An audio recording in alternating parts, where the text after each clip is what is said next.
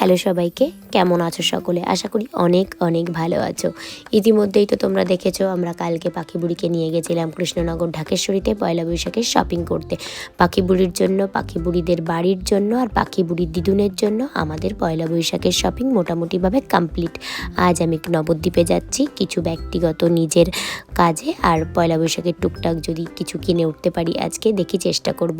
তো যাই হোক, পাখি বুড়ি টানতে টানতে আমাকে ফুল বাগানে নিয়ে এসছে। আমাদের ছোট্ট পেয়ারা গাছটাতে দুটো ফুল ফুটেছে, 3টে ফুল ফুটেছে, ওটাই নাকি তোমাদের দেখাতে হবে। তো আজ আর পাখি বুড়িকে নিয়ে বেরোবো না, বাচ্চা তো রোজ রোজ নিয়ে বেরোনো ঠিক নয়, স্কুটিতে হাওয়া লাগবে, শরীরটা খারাপ হতে পারে। তো যাই হোক, কথায় বার্তায় আমরা বেরিয়ে পড়েছি, তাড়াতাড়ি আমাদেরকে ফিরতে হবে, নইলে হচ্ছে পাখি বুড়ি আবার দুষ্টুমি শুরু করে দেবে, মা একা একা সামলাতে পারবে না। তো যাই হোক, এখন বেরিয়ে পড়েছি। আর এই যে দেখো, বিকাল টাইমের প্রকৃতির যে সৌন্দর্যটা না, এটা মনে হচ্ছে দাঁড়িয়ে দাঁড়িয়ে একটু উপভোগ করি, কিন্তু তার আর উপায় নেই।